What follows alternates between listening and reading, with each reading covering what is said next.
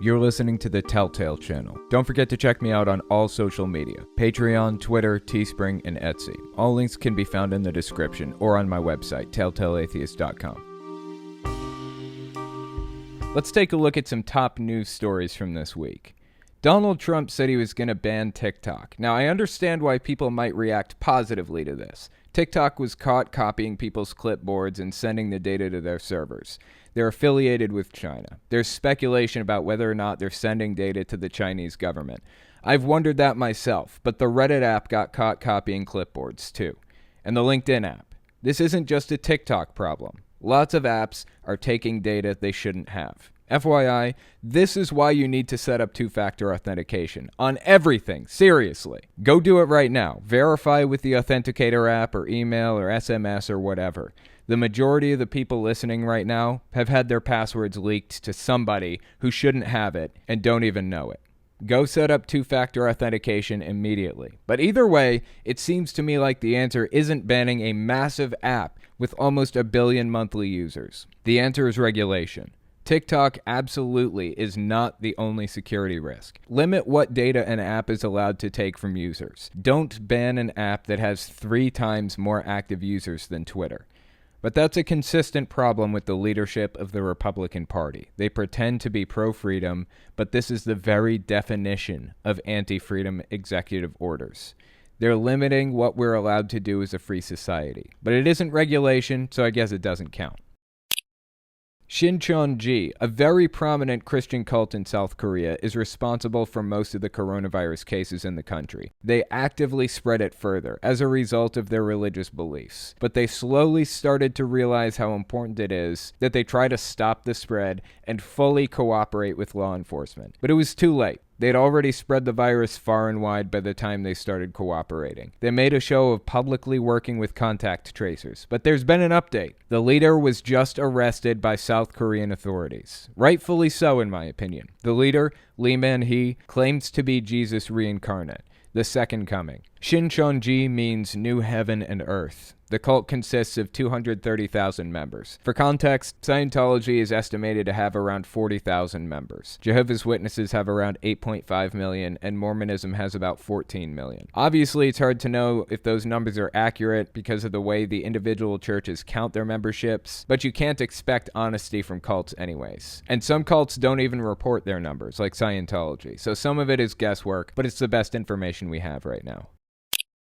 Republican State Representative Jonathan Strickland tweeted something interesting the other day. Quote, "If aliens are real, salvation through Jesus Christ is the only way they enter heaven." This isn't the first strange thing that this dude said. Last year, he got lots of public attention for saying vaccines are sorcery. But this does make you wonder something. If we found aliens, would they have a copy of the Bible? Would it be exactly the same as our Bible, word for word? If it's an omnipotent, omniscient, eternal, universal God, then you have to assume they would, right? And if they didn't, it would raise some serious questions about the truth value of the Bible. It's like asking, did Adam and Eve have belly buttons? When you expand on the lore of the Bible, it gets more and more absurd. But he announced last year that he wouldn't be running for re-election this November anyways. People who are so completely anti-science shouldn't be in government. But the more I watch politics, the more I find the government is filled with people like this.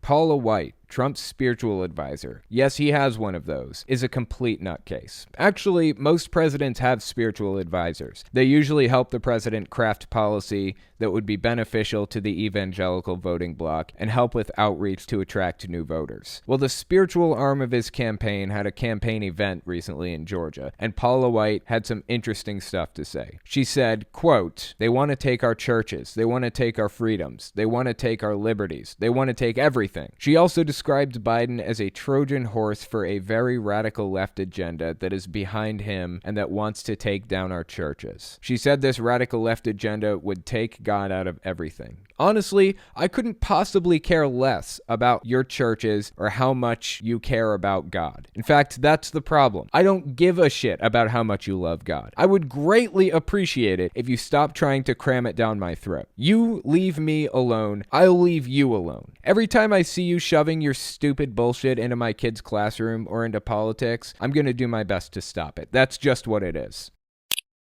This week on the podcast, Biden's current top VP pick, Karen Bass, is apparently involved in Scientology to some degree. In 2010, she gave a speech at a Scientology ribbon-cutting event, and it wasn't great. So what's the deal? Is she a Scientologist or what? Is she supportive? Is she even being considered in the first place because Scientology pulled some strings to get her to the top of the running? Scientology has been known to do that kind of thing. They have a lot of important people in and around the White House. I don't think her speech at the ribbon-cutting event is terribly significant. We're going to listen to the speech, and you guys can judge for yourselves.